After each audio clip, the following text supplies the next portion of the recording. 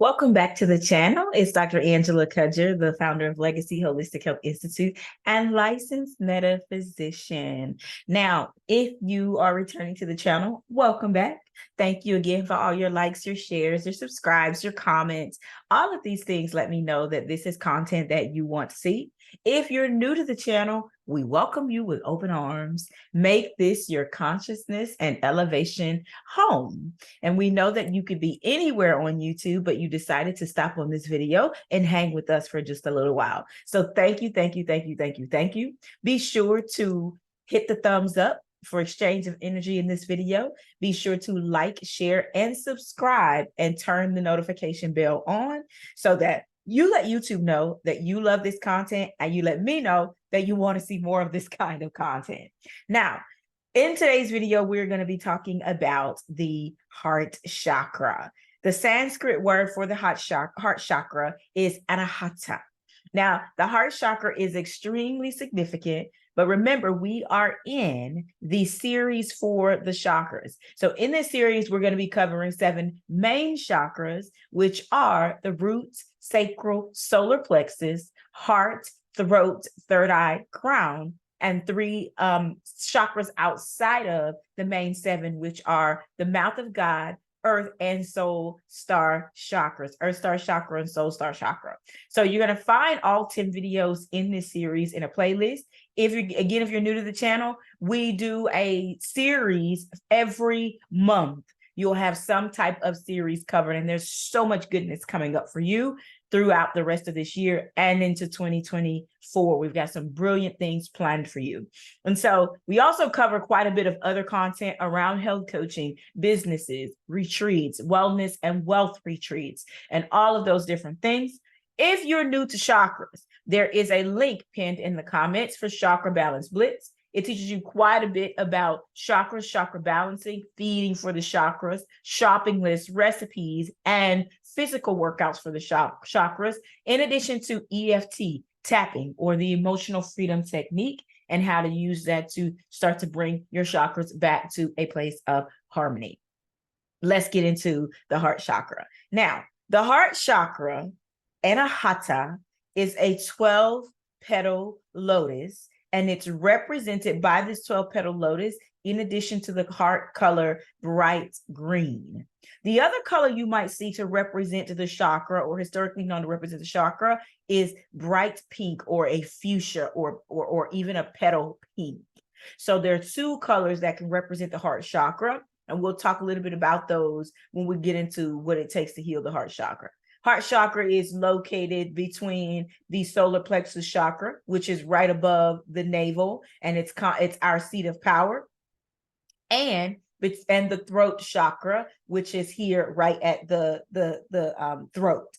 And so the heart chakra is so important because it governs our sense of compassion, selflessness. It governs our sense of unconditional love, forgiveness, and truly being able to heal.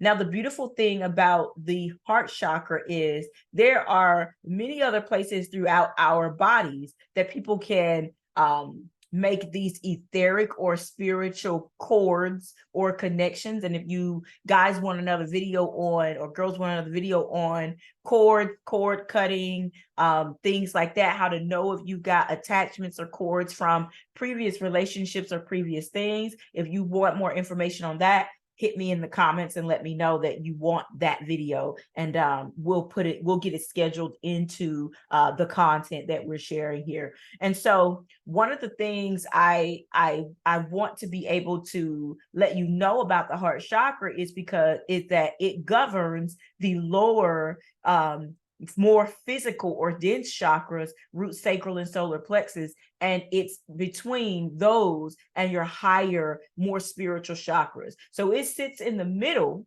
of the physical and the spiritual, and that's what makes it so unique, and it makes it an easy place to pass things through to begin to heal us. And so what does imbalance of the heart chakra look like? It looks like a lack of forgiveness. That's the number one thing. People who cannot let things go, people who must, not necessarily must get the last word because that's a throat thing, but people who must who must be able to assert themselves in things. And again, that's also the solar plexus, that lack of confidence in who they are, in their ability to just stand in their power and be, and know that they're powerful without asserting themselves on other people. Another imbalance of the heart chakra has to do physically with palpitations, heart issues, high blood pressure. These are things that are directly related to chest pain. These are things directly related to the physical heart, or the heart chakra, and its lack of balance. Now, we cover all these in the Health Coach Training Program at Legacy Holistic Health Institute as well. We talk in detail about how these chakras are connected to the glandular system, in addition to the physical body systems. The heart chakra itself is connected to the thymus gland, and it is also connected to your cardiovascular system and your vasculature as a whole.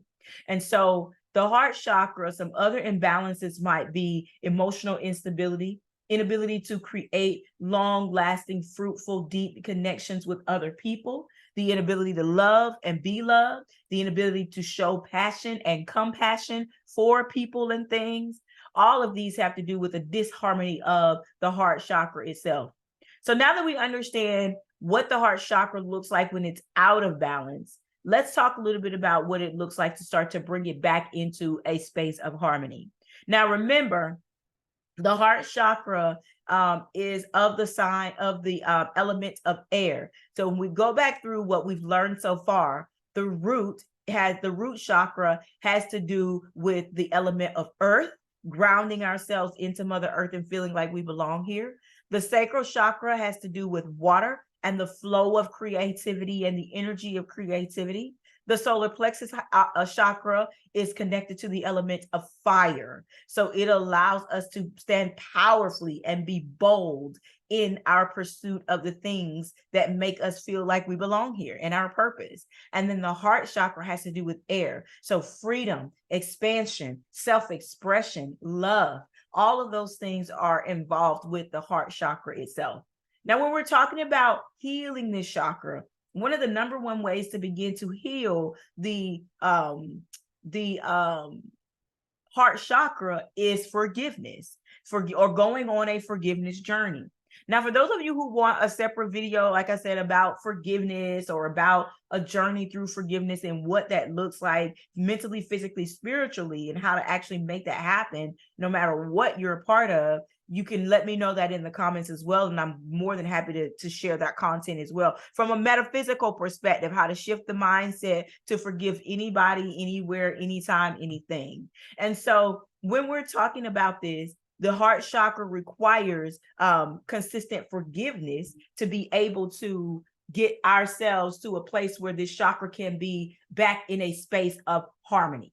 And so when we're talking about the heart chakra and forgiveness, we want to make sure that we understand that the heart holds a lot of energy.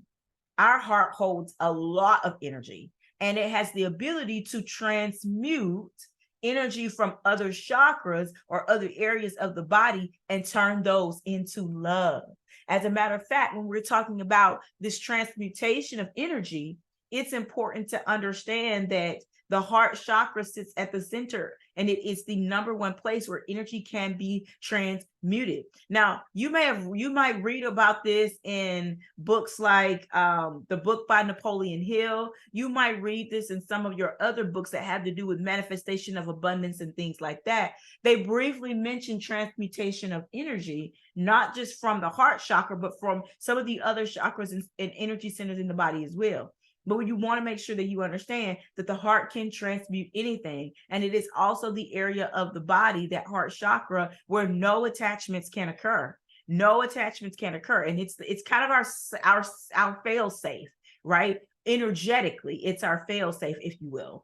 And it's the place where no one can harm, right? Although it can be out of harmony and off balance, but it can't be, harmed in such a way that some of the other chakras can be, and so keep that in mind. The other thing that we want to think about when we're looking at healing the heart chakra, we want to look at mindfulness and loving kindness meditations. These mindfulness and loving kindness meditations have to do with visualizing ourselves forgiving people, having the ability to visualize our chest open and expanded with this bright green or bright pink streaming from what is the space of our heart. It also has to do with things like yoga poses that open the chest or open the heart, right? These are the types of poses like camel pose. These things, child's pose, opens the chest, opens the heart for us to be able to transmute energy or move energy beyond the heart so that the heart can actually heal. And so besides yoga poses and besides the forgiveness journey, another thing that we can do is aromatherapy. And so aromatherapy and crystal therapy can go hand in hand. So we're looking at stones that are green, you know, aventurine, jade. We're looking at stones that are pink. We're looking at stones that can also be white, right? Or clear quartz as well. All of these have to do with the healing of the heart chakra. Now, we can also include aromatherapy, things like jasmine and rose are very good colors for us to be able to, be able to use when it comes to healing of the heart chakra.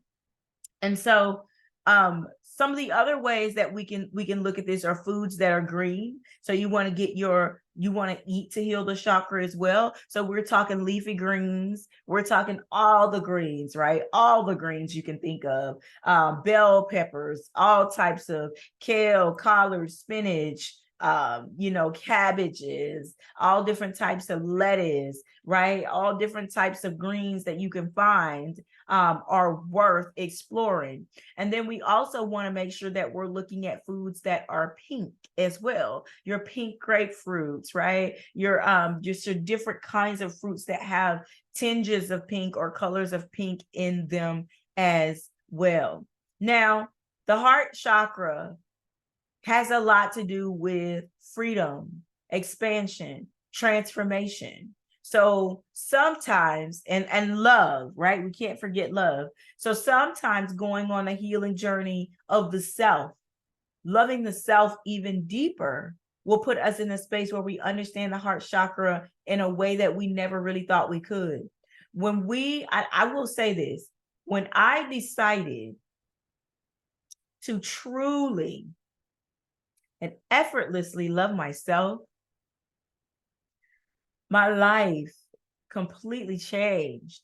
The way people approached me, the way people spoke to me, the way people, in places where I thought I would be understood, the way people naturally and intuitively just understood me, accepted me, brought me into the fold, right?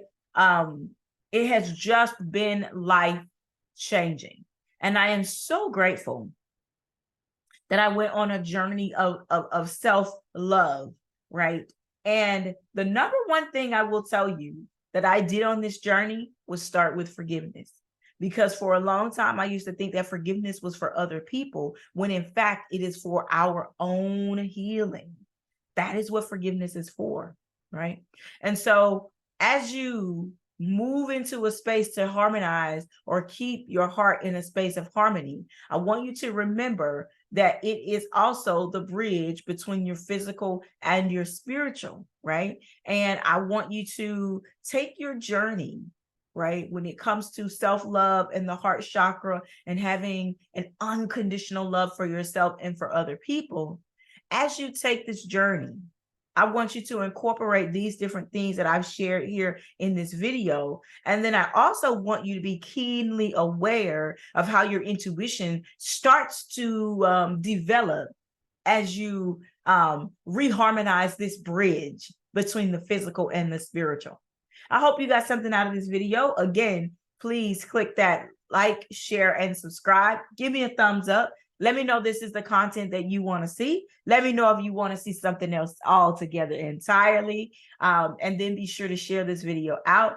Be sure to turn on your notifications so that you know when the next video drops in this series. I never take the role of teacher lightly, and it is always a pleasure sharing time and space with all of you. Until next time, love and light, beautiful souls.